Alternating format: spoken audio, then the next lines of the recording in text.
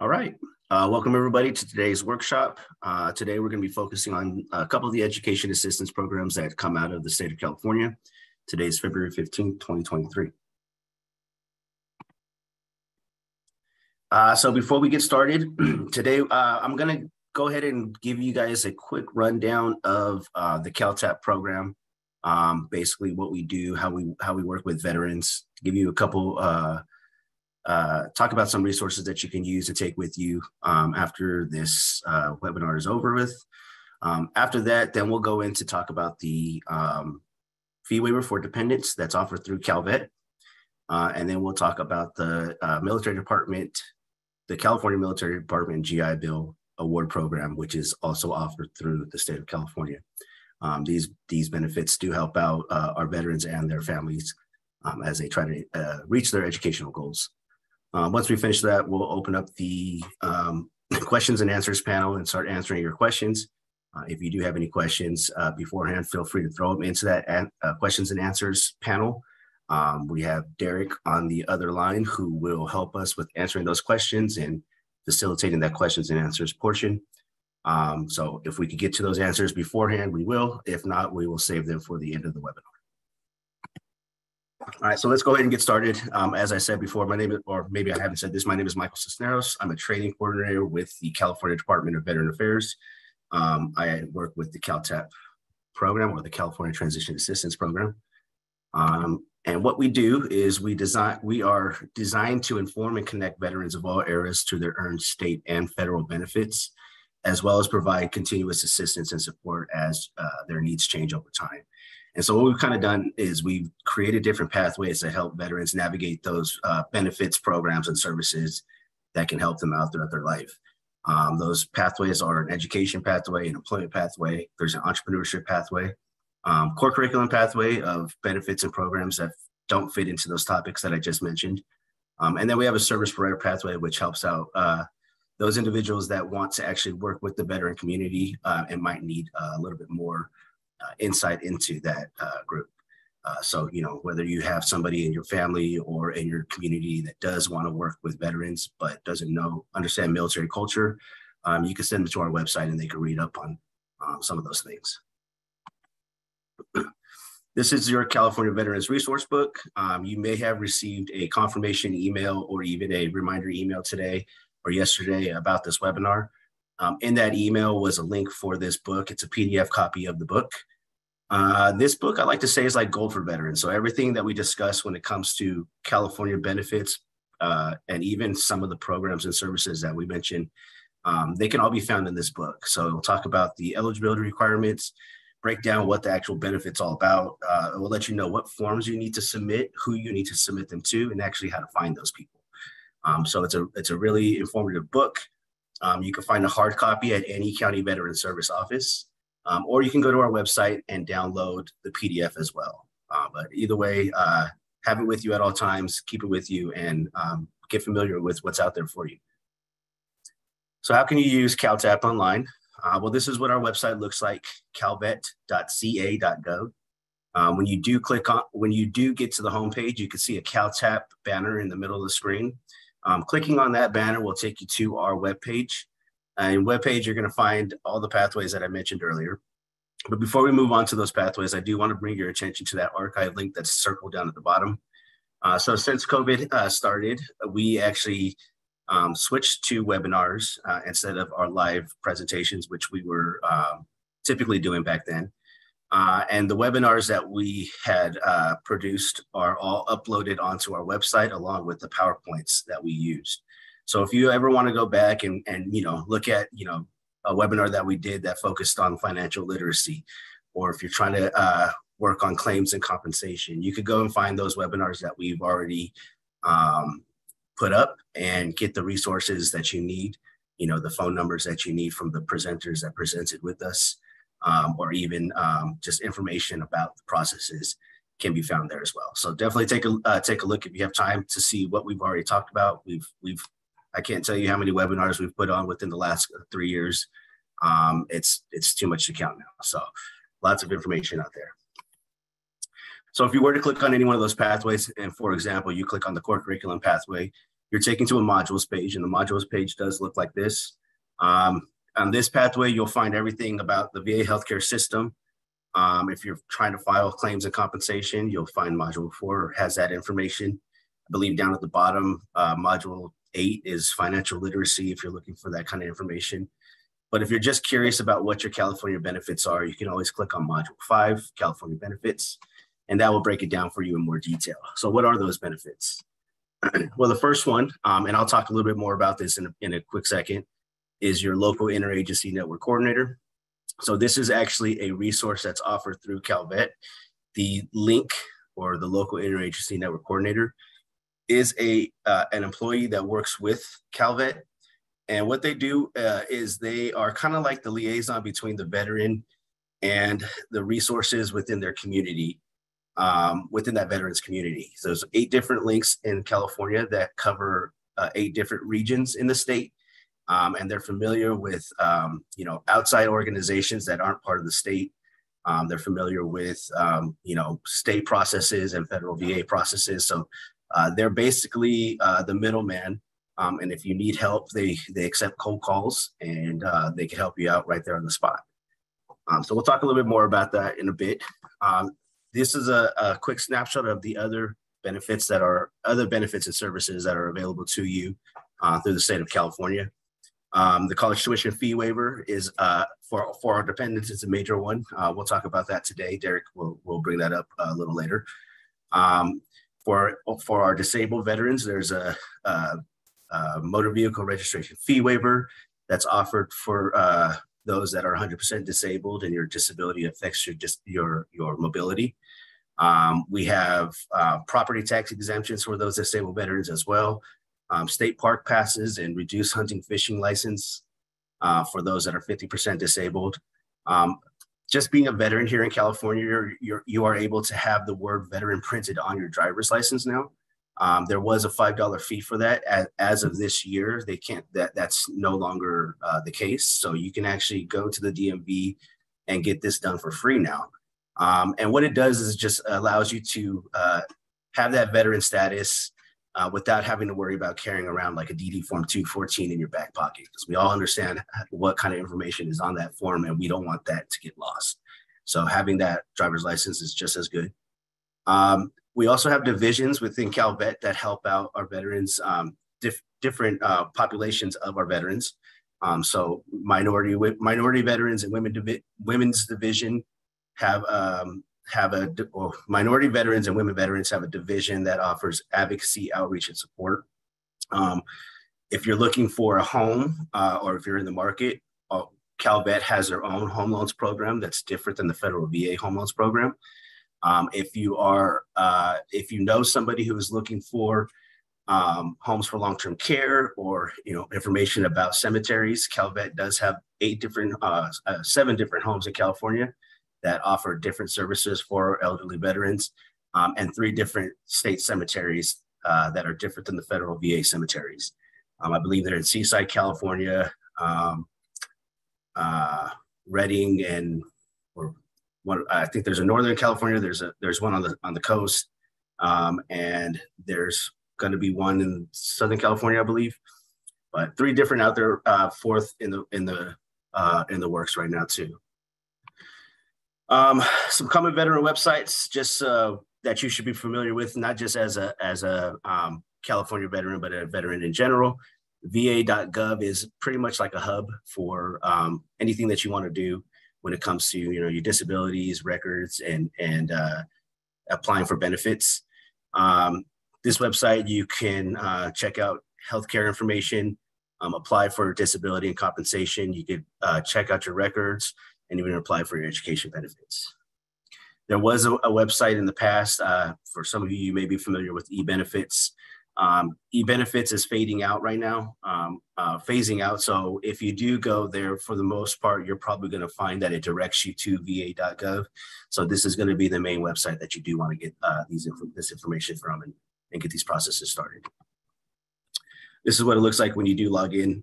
Just a quick snapshot for that. My Healthy Vet is another cool website to use if you are taking advantage of the VA healthcare system. So on this website, you can actually view healthcare records. communicate with your primary care physician, create appointments with them, and also refill prescriptions. All right. So if you're curious to know more about what CalTAP does and what we'll be doing in the future, you can always provide your non-DoD email address to that CalTAP inbox, caltap@calvet.ca.gov. What this does is this puts you on a mailing list where you will get a monthly newsletter from our Veteran Service Division. And you'll also hear about the different webinars that are coming up as we start to promote them. You can also go to CalVet's homepage and register for My CalVet, just a way to kind of tailor the information on the website to your needs. And then also check out our social media pages and fill out the post-webinar survey.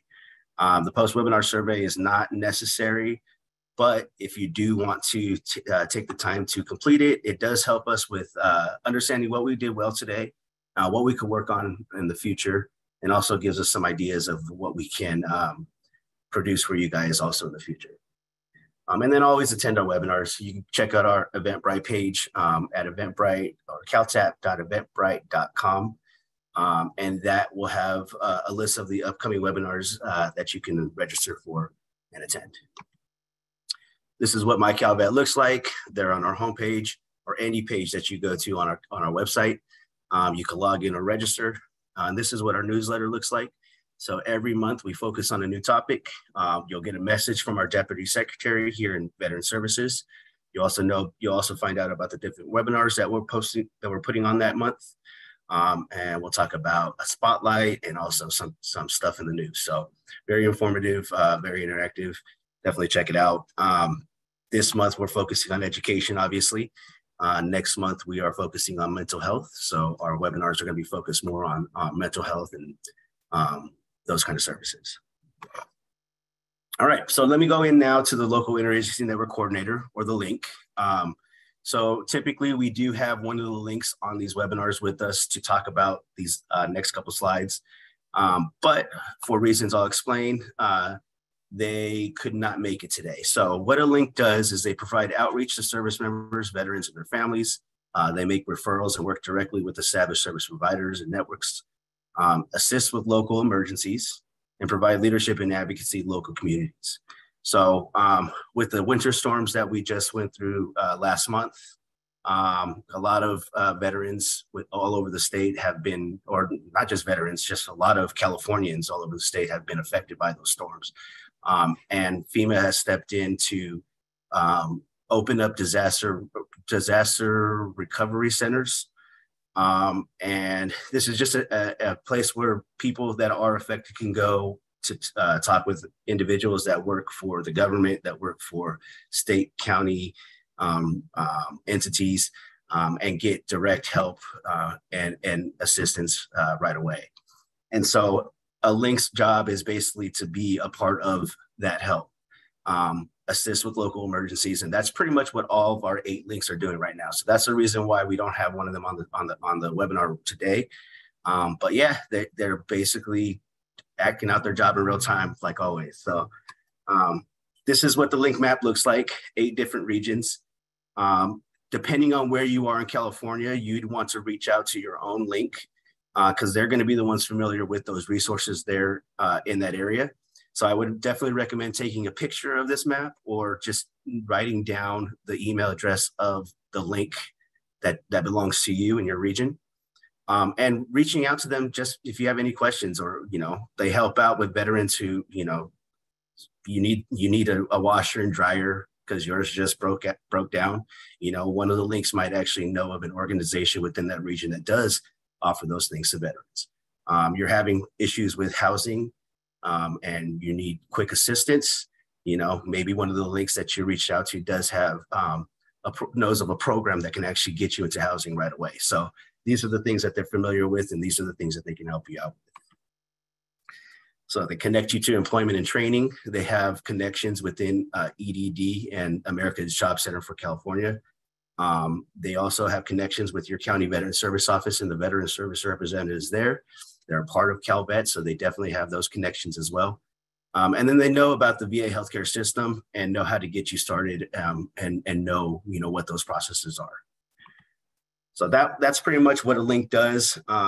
If you have any questions about what I went over for the CalTAP overview or with the link information, please feel free to email me or give that 1-800 number a call. I check my inbox daily. And definitely, if I don't have the questions or if I don't have the answers for you, I could definitely reach out to somebody or get you connected with somebody who can help you out. With that being said, I'm going to go ahead and pass it now to Derek. Derek is a CalTAP training coordinator like I am, and he's going to talk to you a little bit about the California fee waiver for veteran dependents. So Derek, when you're ready, go ahead. All right, Michael, thank you so much. I just want to kind of circle back to what Michael said in the beginning. First of all, we have a great turnout today, which is really, really great to see. So if anybody does have questions throughout all of this information that we're going to be covering, that Michael just covered, or in the next few slides, to please use that Q&A tab. That'll allow us to just kind of review those questions, and then we can maybe answer them right there on the spot, or we'll offer some time at the end for a Q&A portion. So again, thank you all for joining us, and we're going to kind of dive into the nuts and bolts of today's presentation. As Michael said, my name is Derek Rose. I am a training coordinator for the CalTAP team. Really excited to bring this information and share all of this with you today on the education program, specifically the college fee waiver for veterans dependents. Next slide, please. So exactly what is the college fee waiver for veterans dependents? I would say it's probably the most commonly utilized and most popular benefit that we offer through CalVet. And what it does, it waives those mandatory system-wide tuition and fees at any state school, which would be a California community college, CSU, California State University, or the University of California system. This is just an education program for dependents and possibly spouses. This does not apply directly to the veteran themselves. So this is just for veterans dependents. And it does not cover any type of extension courses that the student may be taking, or the expense of books, parking, lab fees, room and board. It does just cover the mandatory fees, essentially the tuition at the school. The dependent, the student, must meet the California residency requirements as determined by that school. The great news is that the veteran themselves does not have to be a California resident. We do get that question a lot from service members who are separating, in other states, possibly retiring, but their student or their child wants to stay here in California. They are still eligible to use this benefit.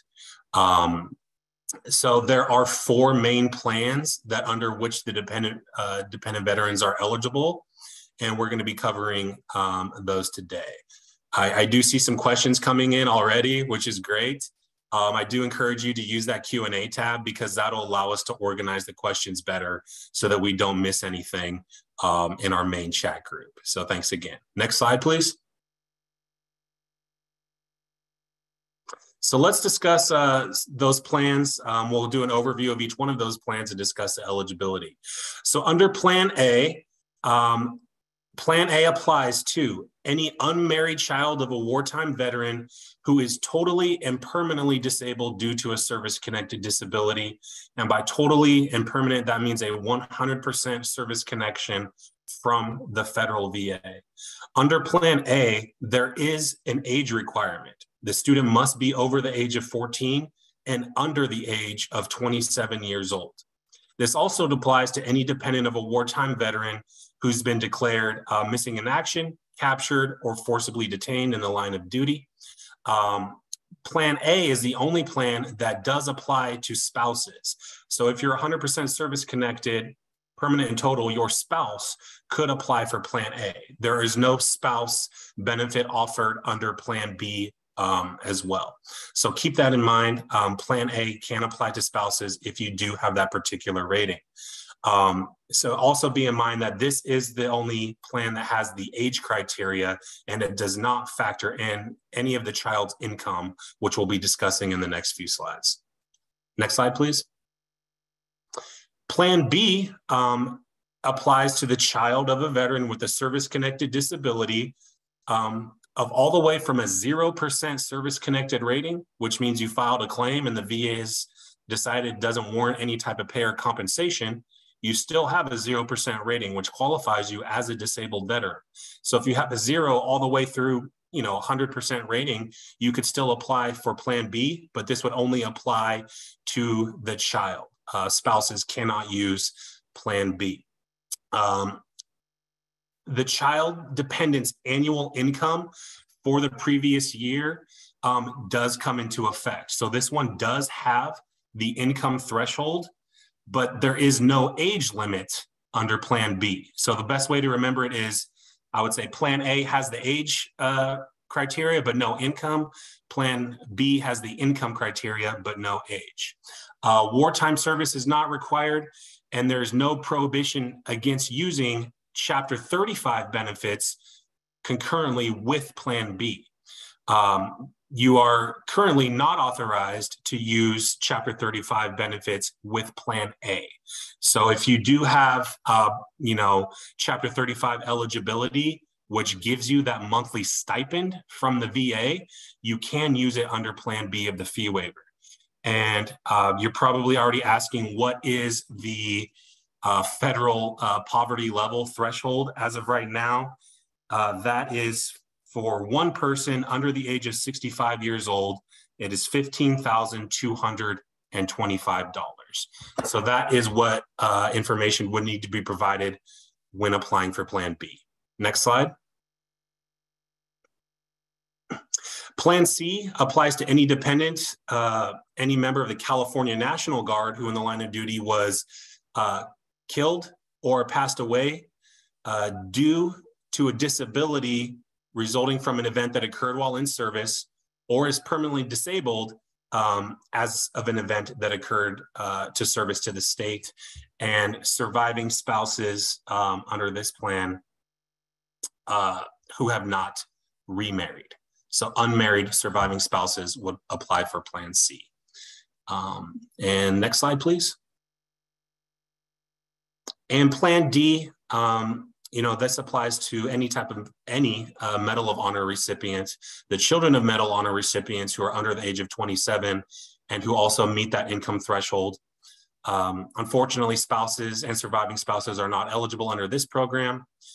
Plan D only applies to undergraduate studies, but there is also no prohibition against using Chapter 35 with Plan D.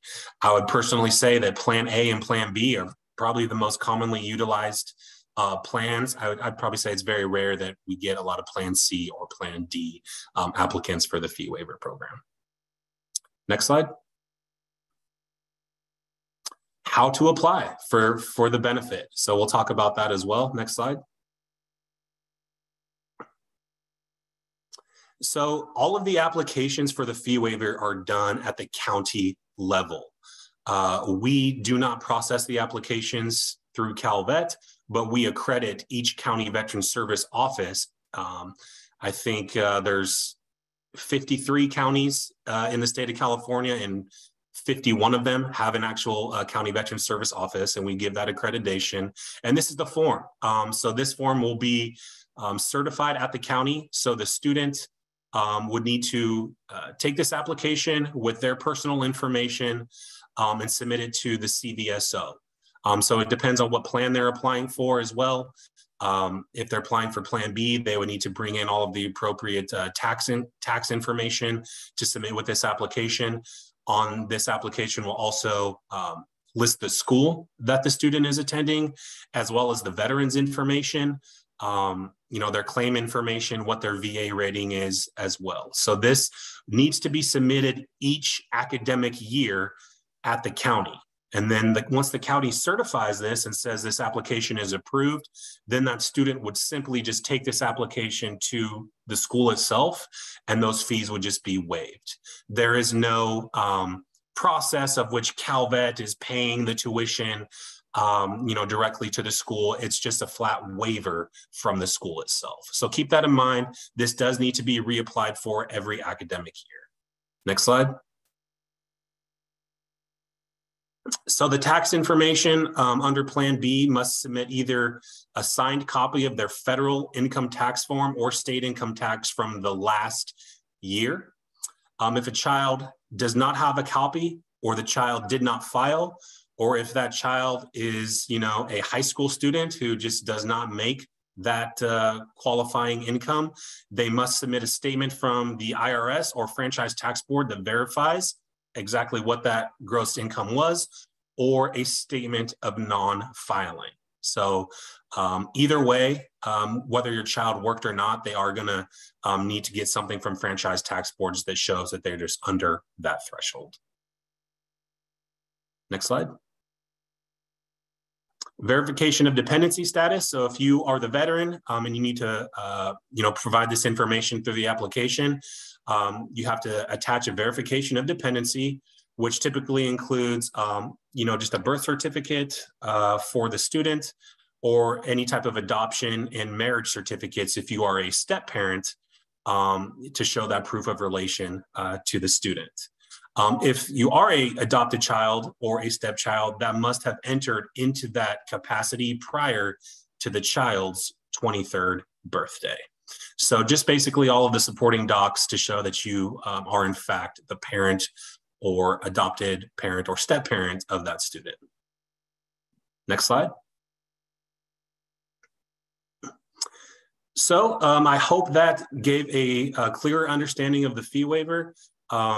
We do get a lot of questions on this, and I'd be happy to answer your questions. I'm sure we have a few to go through. So I'm actually gonna hold those questions until the end to review those, and we'll allow some time at the end. That is my personal information. If you'd like to reach out to me directly, that's my email address. I'd be happy to take all the time to speak with you about the program. With that, I'm gonna turn it back over to Michael. Thanks. All right. Thank you. Yeah, we had a lot of questions come through. I answered some of them. So for those of you, if my answer wasn't sufficient, feel free to type back in there and clarify, or you could definitely reach out to one of me or Derek, and we could talk to you on the side. Another thing I wanted to announce before I move on is that, like I said, this webinar will be recorded and it will be posted on our website along with this PowerPoint. So you will be able to have a copy for yourself when it's posted. However, if you are looking for this information right away, do not hesitate to reach out to us after the webinar, and or reach out to me after the webinar, and I can go ahead and send you a copy through my email. But yeah, you will have this information, and you can continue to take it with you. Another thing I wanted to say was, because this month we are focusing on education. I'm not sure if any of you had the chance to tune into our webinar last week, where we focused on, the GI Bill and tips on how to use that. That was more for, the population of veterans that are using education benefits, pretty big. And so, that one talked a lot more about, what you can get out of the education benefits. This webinar, we're talking about the benefits that can help out your families. And we're also talking about the benefits that could help out those veterans that weren't necessarily active duty 100% of the time. So with this benefit that I'm about to bring up right now, this is the California Military Department GI Bill Award Program. This was recently rebranded. So some of you may have heard of the California National Guard Education Assistance Award Program.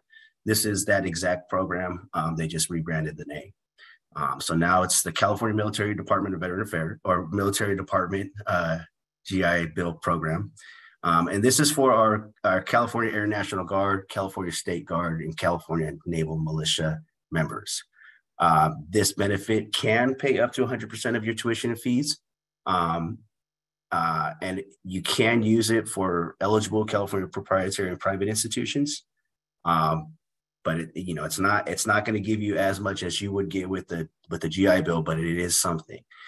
So yeah, any state-funded school, UC, CSU, or California Community College, you can use this benefit if you are part of the California Military Department. So what it does is it awards those individuals who are attending a UC or CSU up to the Cal Grant A Award. So if you are attending a CSU, a UC, or a private institution or non-public institution, you can actually receive anywhere between $5,742 to $12,570, depending on the school you're going to. And what they do is they actually split that up into two. and it goes towards your tuition and fees. For those of you that want to attend a California community college, you will get up to $1,648. That's about the Cal Grant B award. And that's going to actually go towards books and supplies. So you could definitely use it for your tuition if you'd like. But tuition is really cheap at a California community college. So most of the time, veterans or students use this for tuition or books and supplies. For those of you that are graduate students, you can actually receive up to $500 for books and supplies as well. So you can find this information down at the bottom at the CSAC.ca.gov website, and get more information about what those limits are and how they award them. So eligibility requirements for this. So one of the things that this requires is the military member to remain in active duty throughout the period that they're using the benefit. They also have to attend a qualifying institution. So basically make sure your school is accredited. Maintain a 3-unit academic semester or quarter. So that's pretty much just one course that you would have to take just to maintain that active status in school. And then keep a 2.0 GPA. So that 2.0 GPA is a C average, and is pretty much expected at every, no matter, whether you're a veteran taking advantage of education benefits or a regular student just attending the college. 2.0 GPA is the minimum to stay in good standing with the school.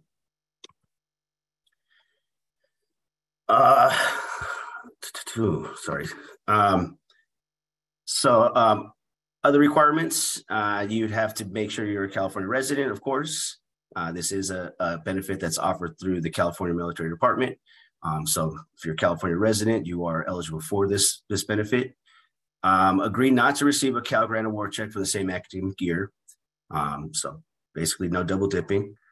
And use this, you want to use this grant to obtain certificates, degrees, or diplomas that are currently not held. So no upgrading or refreshing. Some updates to those requirements. So these updates just were initiated in 2020. And so for those of you that applied after the 2021 school year, there's also a requirement to serve up to 2 years in your post after you've done utilizing this program. Besides that, you're also looking for a degree that is equivalent of a bachelor's, graduate, or doctorate degree. And you have to use it within 10 years of acceptance into your academic program. So how do you apply? This application process should be done before April 30th if you are trying to have that priority. What you'd want to do is submit the initial application first, and that can be found at the National Guard's website. On top of that, you always want to fill out a FAFSA, so your free application for federal student aid. That's the information that they'll use to determine income level and also determine your dependency status. Statement of understanding is what you want to submit just to, basically acknowledge that you do realize or that you do understand the 2-year commitment that's required after being accepted into your program and finishing your program. A letter of recommendation can be from, an instructor, an employer, a mentor, anybody that can explain who you are and have a good picture of you to pass on. And then your annual service commitment agreement is, again, just acknowledging that you are there for that 2 years and that you're using it for a bachelor's, master's, or doctorate degree. If you do not get that information in by the 30th, you can still submit your documents. However, you're going to be put on a first come, first serve basis. And so basically they'll continue to exhaust their funds until they can no longer accept applications. And if you are part of that first come, first serve list, and there's funds available for you, then you would be awarded. If you are one of the ones that submits your information after the April 30th deadline, one of the things that you can omit is a letter of recommendation. They wouldn't need that after that date. So if you need help, there is a inbox that you can email and get the most direct questions answered. And so it's a long email address. I would definitely recommend taking a picture of it or writing it down. If you cannot get a hold of anybody with that email inbox, you can always call that 1-888 number or email student support at csac.ca.gov. These are the experts on this benefit. Like I mentioned, it does come from the California Military Department. And so all questions should be directed to them and they should be able to help you out. With that, we're going to go ahead and move now into the questions and answers. A quick overview of those programs that help out our veterans and their dependents and our service members. And so any questions that you guys want to answer, we can go ahead and answer them now, the time that we have left. So, let's see. We can go through this. So it says, I don't know, Derek, if you want to help out, or if we want to just read through I guess we could read through the questions and answers and answer them as they come. Sure, let's do that. We can maybe tag team. Yeah, these questions. A lot of good questions. These are actually pretty good questions. So yeah. All right. Well, I'll start. So this first one says, what is the best, most efficient way to obtain the verification of non-filing from the IRS? In the past, I would fax the 4506T, I think, to request this form. Post-COVID, filing has become futile. I'm 100% P&T from the VA. Well, you are correct. It is the form 4506-T. Let me see if I could find some information for you about where you submit that, how you can submit that. I'm looking at the website right now. I'm looking at the form. Yeah, I would say that the VSO rep who intakes your application, they process these apps all day long. So I'm sure they have the most efficient way to submit all of the information. I don't have a direct point of contact through Franchise Tax Board, but I'm sure they have contact info and we can pass that along to get these documents. Yeah. We definitely do not have a connection within that department. And you are right, Derek. The CVSO representatives might have more insight into this process because they are the ones that are dealing with filling out this form and accepting these documents from the veterans and their dependents. And so, depending on where you live, if you'd like, we can definitely find the closest one to you. I would definitely recommend reaching out to me or Derek with your zip code, and we could help you out with finding the closest county veteran service office who can assist you with obtaining a 4506-T form. Yeah. Framo asks, are these the same dependents claimed on our taxes? My understanding, it just needs to show proof of relation with you as the veteran and that child and that student as your child via a birth certificate. So I'm not exactly sure how you claim them on your personal taxes, but as long as you show that proof of relation to the County Veteran Service Office with the birth certificate, they should be able to approve them based on their eligibility, approve them for the program. It's not necessarily what you claim on your taxes. All right. So the second one says, can my dependent use Chapter 35 first for undergrad and use Plan A for a graduate degree if they're still under 27 years old? My understanding, Derek, and please tell me if I'm wrong, they can. The thing is you just can't use them both at the same time. Is that correct? So if somebody was using Plan or Chapter 35, they would have to use that all first before switching to Plan A?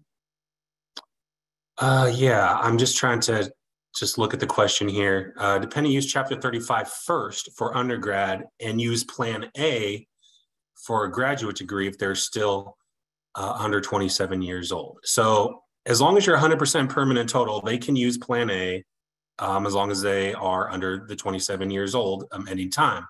The thing to remember is you can't use Chapter 35 and Plan A at the same time. So if you plan on applying under the Plan B program, you can still use that chapter 35. And I would probably encourage the student to continue using Plan B with their Chapter 35 for as long as they can, because unless for some reason they are bumped out of that income threshold, that's what you have to take in mind. So if that student starts working and has a taxable income, they may unqualify themselves from Plan B and then have to switch back over to Plan A. But then, just as you stated, they have to be under 27 years old. So it's just kind of personal on how you would want to work that out. But I would always try beginning under Plan B, because you do get that Chapter 35 stipend. Also, important to remember with Chapter 35, that does not pay for tuition.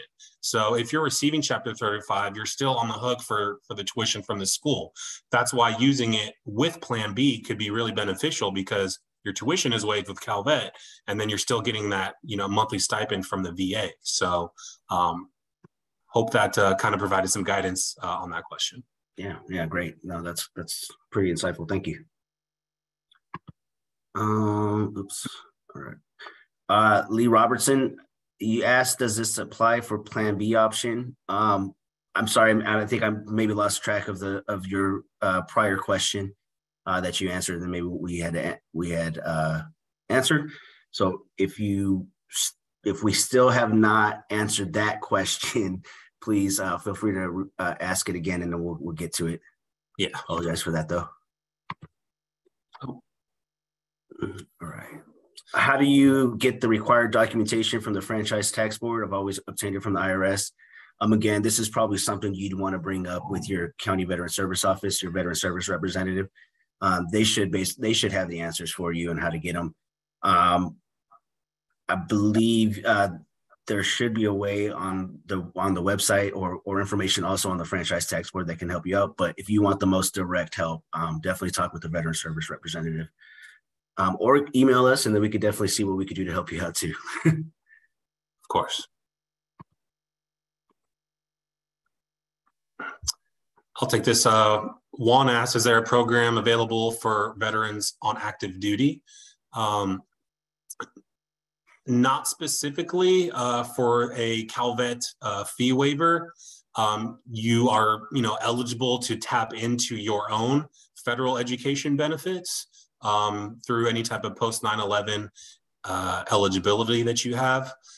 So unfortunately, as of right now, there's no direct program to supplement the veterans' own education benefits. So this program and this information applies solely to dependent children and or spouses if eligible. All right. So Duke asks, I'm a dependent who is no longer a resident in California, but I would like to attend college there. Is there any way that I could claim residency and or pay in-state tuition? You would have to actually be living in the state of California to be a California resident. I know that when it comes to establishing residency with the schools, that's changed. So I believe you have automatic California residency. You no longer have to give it a year and 1 day. But you would still have to have proof that you do live here in the state by showing, a utility bill or some kind of proof of residency. And yeah, once you are a California resident, hold on, I'm sorry. I'm a dependent who is no longer, okay, I apologize. I misread that. So as a dependent, yes, you would have to establish residency before you can start using these benefits. Establishing residency means that you have to live in the state for a year and 1 day prior to the start of the semester that you want to attend. So as long as you can show proof that you've been in the state for a year and 1 day, then you are eligible to use the California fee waiver.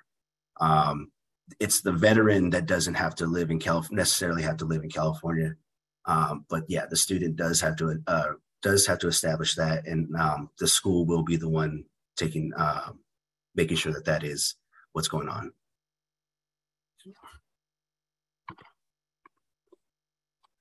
Scott asks, what policy prevents Chapter 35 with Plan A? I believe it's the California Education Code. I don't have the exact bill number, but unfortunately, that's the way it is. Personally, I think it'd be great to use Chapter 35 on all plans, but as of right now, it is against policy. When you fill out the application, you do have to declare if you are receiving Chapter 35 benefits when you apply. It's not a policy that's determined just by CalVet. It is, currently as far as the education code. So, but hopefully maybe there's some updates to that in the future, and, the students can use Chapter 35 across the board. We'll see. All right, the next question asks, do dependents of veterans need to be only their child or spouse? Yes, and we know that in some situations, you maybe are fostering a child or whatnot, but unfortunately, they're looking for child, spouse, or adoption. If you are adopting a kid, proof that you are the adopted parent. So yeah, dependent is a legal word that they're using to represent anybody that basically, maybe if you do file taxes, they are on your taxes, or you support legally.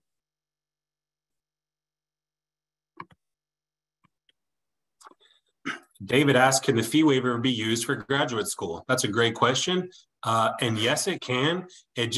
That graduate program needs to be through the CSU or the UC. Sometimes my understanding is that graduate programs or extension programs essentially have like a different funding mechanism, and they're not offered directly through that school or campus, even though they may be hosted at that campus. So I would just check on if that graduate program is in fact a part of the UC or CSU curriculum. But as long as it is, then yes, you can. The next question asks, does a 2.0 GPA apply to the college fee waiver? Not necessarily. The fee waivers eligibility requirements are basically based off of the veteran's disability percent, and then also they're looking at the child's income level or their age. However, in order to stay in good standing at a school, you would have to keep a 2.0 GPA. So that's a C average. So it's not necessarily a requirement, but if you do want to stay in good standing with the school and continue going to that school, you definitely want to keep your GPA up above a 2.0. I believe Mari asked the question, does FAFSA count towards a student's income? My understanding is no in relation to the fee waiver, because you're just providing your previous year's tax information. And I do not believe your FAFSA is considered taxable income from the previous year. So I don't believe you'd have to declare that for fee waiver income. Yeah, your FAFSA is basically the application for the Pell Grant and Cal Grant at times. And that's grant money that's not taxable. And so it doesn't count towards the income that you are bringing in and showing. Is there a limit on what parents can pay for? They are, yes, on top of the child's income level, they are looking at the type of support that the parent is offering to the dependent. However, I'm not sure about what that formula is and how they establish that. But yeah, they are. So let's say your child is not working at all and is only going to school, and depending on you, the veteran, the parent, to support them while they're in school. They'll look at that, and they have a specific formula that they'll use to determine how much support you are offering to that individual, because they don't have income coming in. But yeah, I'm not 100% sure on what that limit is, and But I would assume it has to be a lot, if they're gonna take that into consideration for a student that's not working. So, but yeah, you can definitely find that out with your county veteran service office. Speak with the veteran service representative, and they could let you know more about that, or hit us up and we could look into it too. Lee asks, are there any programs available to assist veterans who are pursuing graduate level work? Outside of any additional maybe scholarships or grants that you would have to apply for, I know that I don't remember off the top of my head, but I know that there's some really great scholarship information to be shared for veterans who are seeking, additional assistance to kind of a post-secondary level of education. What I would recommend, as a veteran myself who's used his education benefits, is I would try to preserve as many of my federal benefits as I could at either, the community college level or even the state level, so that if I did want to go to a graduate level program, I still have months remaining on my federal GI Bill program. So if that means for a veteran starting maybe a community college, they use a program like the California Promise Grant, which is essentially free tuition and financial aid for California Community College. So that if that allows you to not have to tap into your GI Bill, then you could, push those benefits down the road and use it towards a graduate program. So, but nothing directly through the state or our department, directly for the veterans, education and tuition outside of their federal benefits. All right, this question asks, my son is a freshman at UCSC. I believe that's UC Santa Cruz. When do you have to apply, and what year of income applies? So you apply after the student's registered. So the student does have to be accepted into the school, and the student has to have classes, and that's when you want to apply for this benefit. They're going to be looking at last year's income.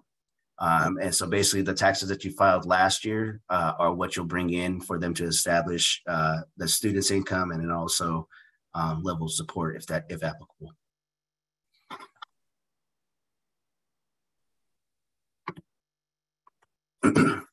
Chris asks, is there a limit on how many times a dependent can use Plan A, assuming under the age of 27, or Plan B? There is no limit. There is no limit as long as they have the eligibility with you as a disabled veteran, as long as they're eligible under the income threshold or they're under 27. There's no cap on how many times it can be used and what level it's used towards. So as I mentioned, if it's a graduate program or a doctorate program, as long as it's under, falls under the UC or CSU system, they can use it as many times as they want. Just have to retain that eligibility. Okay.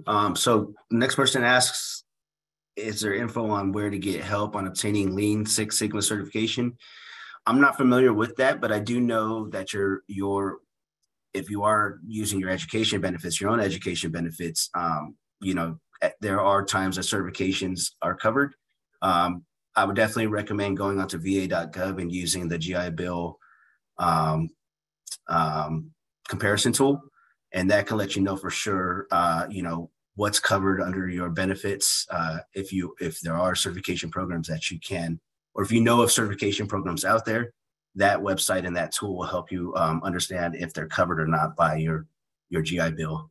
But yeah, the fee waiver that we were talking about and the California Military Department GI Bill award program are therefore our state-funded schools. So all UCs, CSUs, and California community colleges.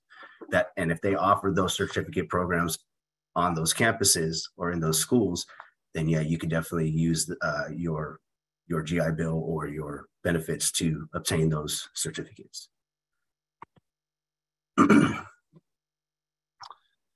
So I just want to say that we do have so many questions that have come in, and we're going to try and get to them. But if for some reason we don't make it to your question, feel free to reach out to one of us directly.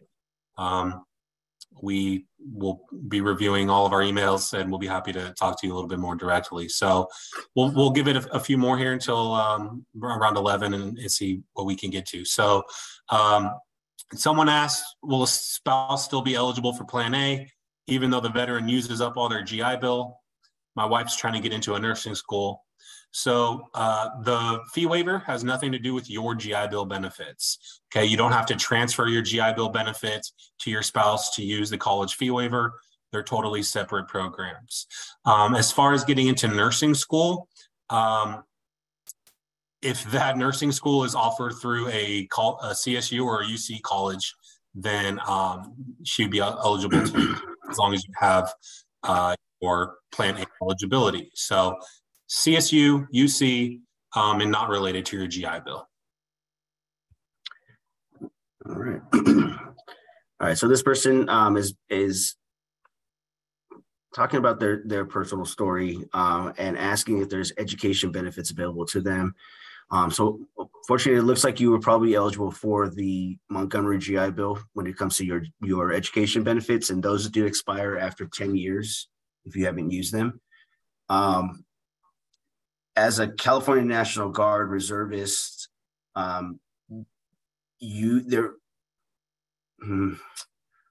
might not be much. I know that with your time in service is equated to, actually working. So if you're not actually activated, then that doesn't count towards your time in service. But yeah, I'm not sure what else would be out there for the veteran when it comes to education benefits. As of right now, I do know that with the GI Bill, the post 9/11 or the forever GI Bill, you would have to have been serving at least 90 days of active duty service to obtain that. So if you have 90 days of active duty service in the National Guard reservists, then there may be a chance that you could apply for your education benefits if you haven't taken advantage of any in the past, but just as long as you have that 90-day active duty requirement. Even with the 90-day active duty requirement, you're only eligible for about 50% of your education benefits. So the more time you spend in, the more education benefits you're eligible for. Hope that answers your question. And for that individual, if you want to email me or Derek, we could definitely look into more out there to see if there's any other programs that maybe could help you out.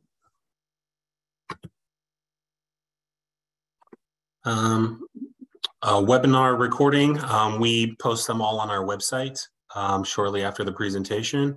So if you maybe go back to some of those links that were dropped in the chat feature, one of those is our archived webinar page, and that'll bring you our whole series of webinars that we've been hosting. Yeah, and I'm not sure if it's posted just yet. I would definitely give it about a week or two before you see it up. It just depends on how that other side, how fast they're moving. I missed the part about the presentation. Maybe this was answered. Basically, when should you start the process for the state program in Chapter 35 if you have a senior in high school? I believe applications for colleges, basically, I think they're all posted around the same time. So sometime around October or November is when students can start applying for the new school year. So if your child is a senior now, if your child is, let's say, a junior now, and wants to attend a college next, because we're already in the new school year. So if they want to attend college, not this year, but next year.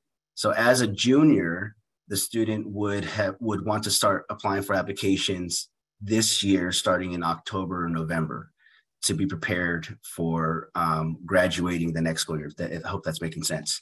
As a senior, you'd want to basically start applying right away, getting those applications for the schools in now, because the new school year will start this year in September, and you want to be prepared for that. And like I said, with these benefits, they are based off of enrollment. So you want to get your enrollment squared away first before going and speaking with the veteran service representative about the benefits. I hope that makes sense. I think I was kind of all over the place with that question. Basically start if you're going to start for this school year, which is the 23-24 school year, then you'd want to get those applications in now. If you're starting next year, then you wait for October or November of this year to submit applications for the following year. All right, so it looks like we're at the 11 o'clock hour right now. We do still have about 16 questions to go through. So we're gonna go ahead and start closing it down now, because I do have a couple more slides that I want to get through before letting you guys go. So for those of you that didn't have a chance to have your questions answered, please do not hesitate to reach out to me or Derek. We could definitely take the time to answer them online through email. But yeah, I apologize for those of you that may have been waiting, but hopefully we got enough information out there to leave you with something. So I'll go ahead and move on now. So I just wanted to, before we sign off, I wanted to let you guys know about some of the upcoming webinars or workshops that we are going to be hosting throughout the month of February and March. As you can see, we have a couple more for the rest of this month. And then in March, we're going to start with our mental health services webinars. If you go to our Eventbrite page and look at these events, some of them you'll see are held on college campuses. You do not have to be a student to attend those webinars. You can always just register for them and attend. So we're not going to be checking student IDs. Or not going to block those students that aren't actual students for those campuses. So feel free to join in and get those resources if you need them. And again, one more time, I just want to bring up the survey. Not necessary to fill out, but if you did want to take the time to fill it out, it would definitely help us out. And let us know what we can work on for next time or what you liked today. So with that being said, I want to thank you guys for hanging around for that full hour, and I appreciate the questions that you guys threw at us. Please do not hesitate to reach out if you have anything that you need from us. That 1-800 number, if you give it a call, it will reach me, Derek, or one of the other training coordinators within our division. And actually, it would actually reach out to all Veteran Service Division employees. So somebody who's always going to answer. Our CalTAP inbox is checked daily. So please send those in. So thank you again for being here, and hope to see you guys at the next one. You guys have a good day. Thank you.